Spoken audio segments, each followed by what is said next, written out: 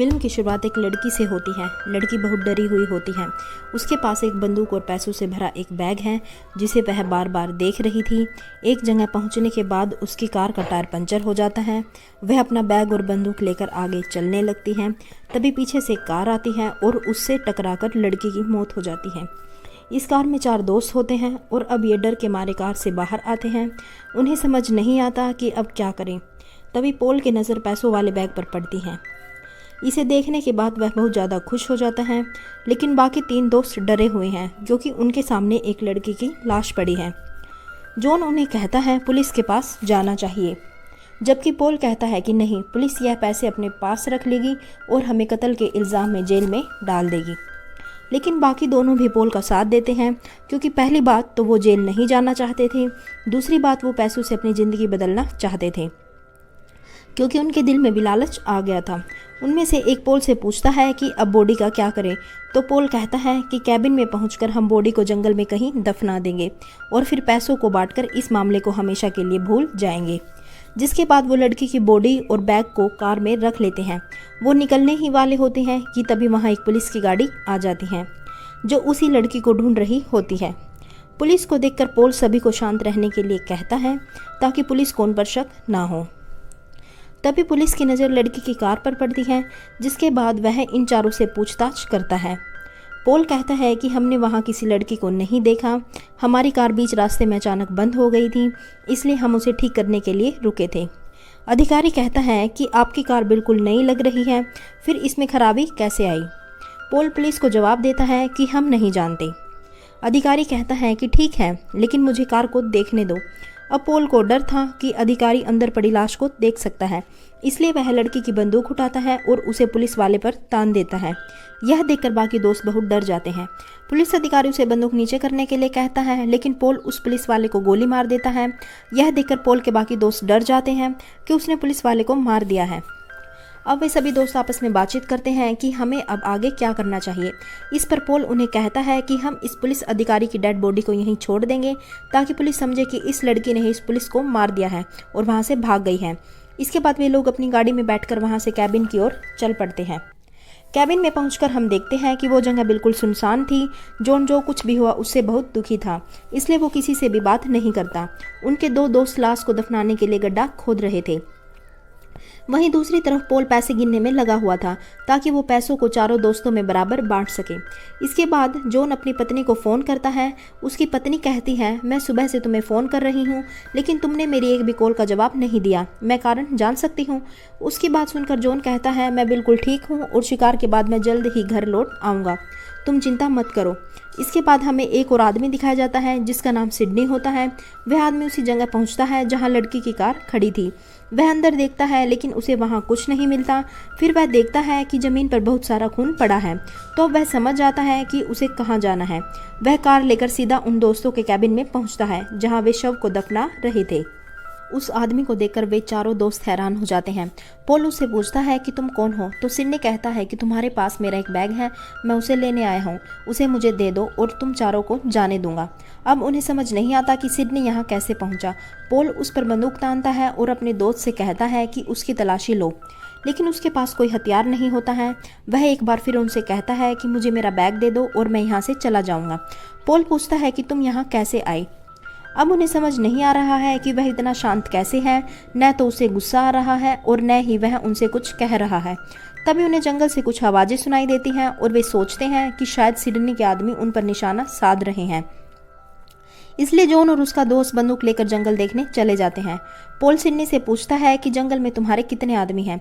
Sydney कहता है, मैं यहाँ अकेला आया हूँ, लेकिन पॉल उसकी बात पर विश्वास नहीं करता और उसे तहखाने में ले जाकर बांध देता है। दूसरी ओर जब जॉन और उसका दोस्त जंगल में होते हैं तो उन्हें वहाँ एक आदमी दिखता है जो जानवरों को पकड़ने के लिए जाल लगा रहा था। वह आदमी दोनों दोस्तों के हाथ में बंदूक देखकर डर जाता है और वहाँ से भागने लगता है, लेकिन दोनों उसे पकड़ लेते हैं और कैबिन में ले आते हैं। पॉल उससे पूछता है कि तुम्हारे बाकी साथी कहाँ हैं? वह आदमी डरते हुए कहता है, मुझे नहीं पता, मेरा घर पास में ही है, प्लीज़ मुझे अपने घर जाने दो। वह आदमी बहुत डरा हुआ था। जॉन कहता है, उसकी हालत देखो, मुझे नहीं लगता कि उसे कुछ पता है। लेकिन पॉल कहता है, अगर वह पुलिस के पास गया तो हम चारों जेल में होंगे। इसलिए हमें उसे मारना होगा, लेकिन इस बार यह काम किसी और को करना होगा। इस पर जॉन का दोस्त कहता है कि मैं उसे मार दूंगा। जॉन का दोस्त उस पर गोली चला देता है। अब जॉन शवों को ठिकाने लगाना शुरू कर देता है। पॉल सिडनी के पास आता है। सिडनी उससे कहता है कि तुमने एक निर्दोष व्यक्ति को मार डाला। अब तुम्हें लोगों का शिकार करने में अच्छा लगने लगा है। तुम ये सब खुद को बचाने के लिए नहीं कर रहे हो, बल्कि तुम्हें इन सब की आदत होने लगी है। पॉल सिडनी की बातें सुनकर दंग रह जाता है। अब जब जॉन अंदर आता है तो सिडनी फिर उनसे कहता है, मुझे मेरे पैसे वापस दे दो, मैं यहाँ से चला जाऊँगा। उनमें से कहता है कि इसे भी पैसों का कुछ हिस्सा दे देंगे। उनकी बात सुनकर सिडनी कहता है कि मुझे कोई हिस्सा नहीं चाहिए, बल्कि सारे पैसे चाहिए। यह सुनकर पॉल उसके सिर पर बंदूक तान देता है। सिडनी फिर बहुत धीमी आवाज़ में कहता है कि तुम मुझे नहीं मार सकते। इसके बाद सिडनी पॉल को कहता है कि तुम अपने दोस्तों को कैलिफोर्निया के बारे में क्यों नहीं बताते। यह सुनकर पॉल पूरी तरह से चौंक गया। वह सिडनी से पूछता है कि तुम्हें यह सब कैसे पता। फिर जॉन पॉल से पूछता है कि कैलिफोर्निया में क्या हुआ था। इस पर पॉल बताता है कि पिछले साल जब मैं बिजनेस ट्रिप पर कैलिफोर्निया गया था तो वहाँ मेरी मुलाकात एक लड़की से हुई थी। वह अपनी मर्जी से मेरे साथ इंटीमेट हुई, लेकिन अगली सुबह उसने मुझे धमकी देना शुरू कर दिया कि अगर मैंने उसे उसके मांगे हुए पैसे नहीं दिए तो वह पुलिस में जाकर कह देगी कि मैंने उसके साथ बलात्कार किया है। इसके बाद उन दोनों में काफ़ी देर तक बहस चली। पॉल ने गुस्से में लड़की को मार डाला और उसकी डेड बॉडी को ठिकाने लगा दिया। पॉल कहता है कि मैंने ये सब अपनी जान बचाने के लिए किया था। अब इसी बीच हम जॉन के दोस्त को देखते हैं जो बहुत गुस्से में था। वह बेसमेंट में आता है और पॉल पर बंदूक तान देता है और कहने लगता है कि तुम्हारी वजह से मैंने एक आदमी को मार डाला है और मुझे इस बात का पछतावा है। तो पॉल उसे कहता है कि तुमने अपनी मर्जी से उसे मारा है। यह सुनकर जॉन का दोस्त बहुत हैरान रह जाता है और इस मौके का फ़ायदा उठाकर पॉल उससे बंदूक छीन लेता है और उसे मारता है। पॉल का दोस्त और जॉन उसे रोकने की कोशिश करते हैं, लेकिन वह उनकी नहीं सुनता। पॉल का दोस्त उसके सिर पर बंदूक मार देता है। जब पॉल को होश आता है तो वह खुद को सिडनी के साथ बेसमेंट में पाता है। ऊपर पॉल का दोस्त और जॉन पैसों के बारे में बात कर रहे हैं। जॉन कहता है कि हम इस पैसे को जंगल में कहीं छुपा देंगे जब तक कोई हल नहीं निकल जाता। बेसमेंट में सिडनी पॉल को भड़काता है कि तुम्हारा दोस्त पैसे लेकर चला गया है। तभी पॉल गुस्से में जॉन के पीछे भागता है, लेकिन तभी जॉन का दोस्त उस पर गोली चला देता है। तब उन्हें लगता है कि शायद पॉल मर गया है। तभी जॉन का दोस्त बेसमेंट में जाकर रोने लगता है।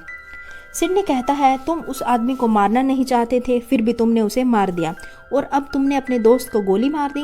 क्या तुम्हें लगता है कि रोने से तुम्हारा अपराध खत्म हो जाएगा?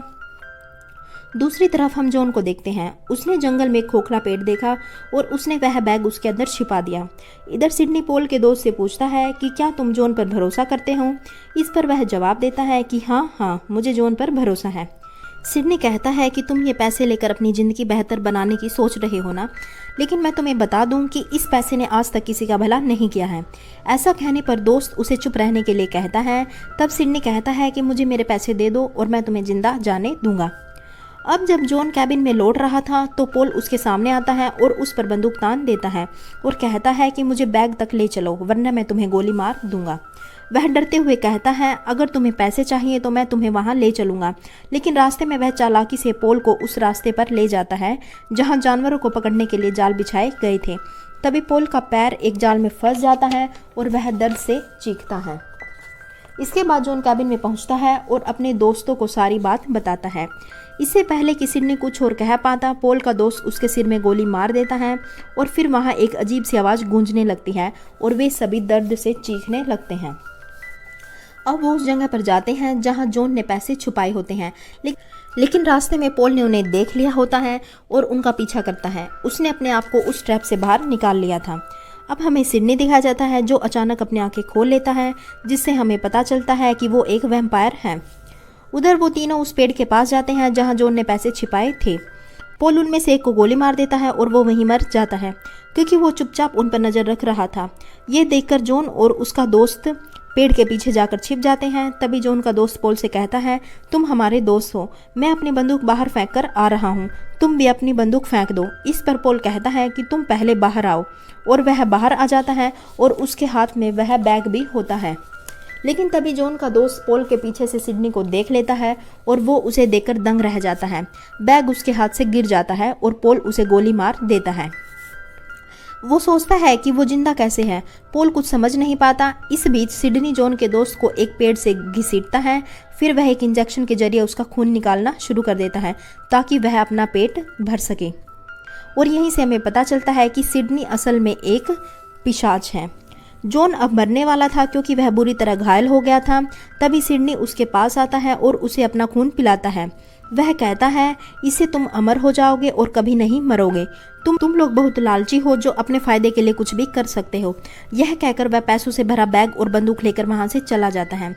सुबह वह उस बैग को उसी लड़की की कार में रख देता है। थोड़ी देर बाद हम उस लड़की को कार की तरफ आते हुए देखते हैं। इसका मतलब है वह जिंदा थी, जिससे हमें समझ आता है कि वह भी अमर है। अब हम एक जगह पर दो और लोगों को देखते हैं जो पैसों से भरा बैग देखकर हैरान हो जाते हैं। इसे हमें समझ आता है कि अब सिडनी के अगले शिकार वही लोग बनने वाले हैं। फिर हम जॉन को भी देखते हैं। जाहिर है वो भी सिडनी का खून पीकर वैम्पायर बन चुका था और अमर होकर सिडनी के साथ इस मिशन में शामिल हो गया था। इसी के साथ यह फिल्म समाप्त हो जाती है।